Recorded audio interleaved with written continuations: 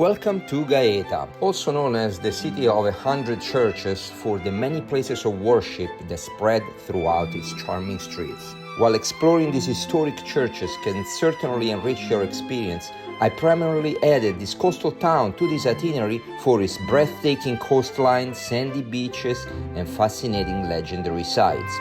Just an hour and a half to 2 hours from Rome, whether you choose to drive or take the train, Gaeta offers the perfect seaside escape. Just think, stunning views, delicious local cuisine, and crystal clear waters. Now, I want to add a word of caution. To get the most out of this charming town, try to avoid local holidays as well as July and August, when it becomes more crowded with local tourists.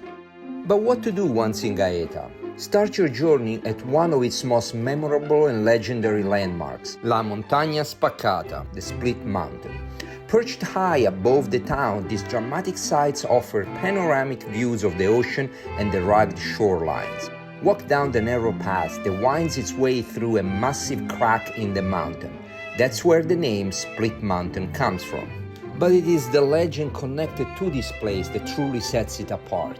It is said that when Christ died on the cross, the earth shook so violently that this very mountain split apart, leaving behind a narrow path that you can walk through today.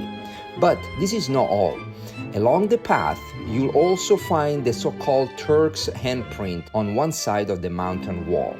The legend says that a Turkish sailor who doubted the miraculous split in the mountain placed his hand on the rock, which miraculously softened and left a handprint. You can see his handprint along with a Latin inscription which serves as a reminder of the story. After taking in the inspiring views and rich history at Monte Spaccata, make your way down to the old town, where narrow alleys are filled with local bakeries, family-run trattorias, and charming artisan shops.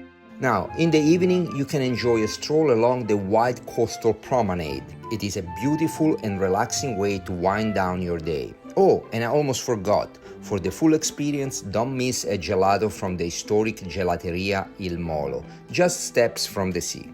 If your visit falls on a Wednesday, you'll catch the local street market, where you can browse a mix of regional goods, clothing, and low-cost finds, which is perfect for a bit of fun shopping.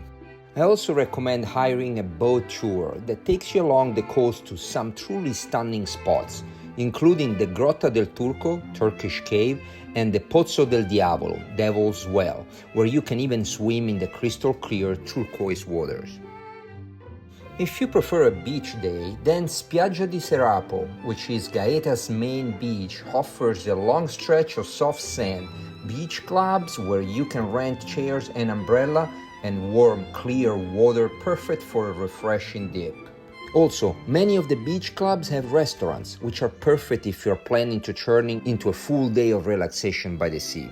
If you prefer a more secluded coves, within a 15-minute walk from Serapo, you can discover a truly magical spot called Fontania Beach. On this sandy beach, you can still see the ruins of an ancient Roman villa dating back to the 1st century AD. And just think that you can swim in the very place where Roman citizens once bathed over 2,000 years ago. As mentioned earlier, Gaeta is known for the city of 100 churches, but one that truly took my breath away was the Gothic Temple of St. Francis. It is perched high above the town and offers sweeping views of the coast. But be aware that the church is often closed. But trust me, even just standing outside is worth the visit for the jaw-dropping setting alone. While you are in Gaeta, you can't miss a day trip to the town of Sperlonga, often called the Pearl of the Tyrrhenian Sea, and it is also our next stop on this itinerary. If you already visited Greece, you'll be amazed by the striking resemblance to the Greek island, with its whitewashed houses, cobblestone alleys, and panoramic views of the sea. This town has the feel of a quiet fishing village, with small family-run shops and taverns. Since the old town is pedestrian-only, you can stroll peacefully through its charming streets. Now, take your time here, have lunch at one of the charming town restaurants, and then walk down about 100 to 150 steps to the beach below, where you can swim in the clear blue waters that make this town so beloved.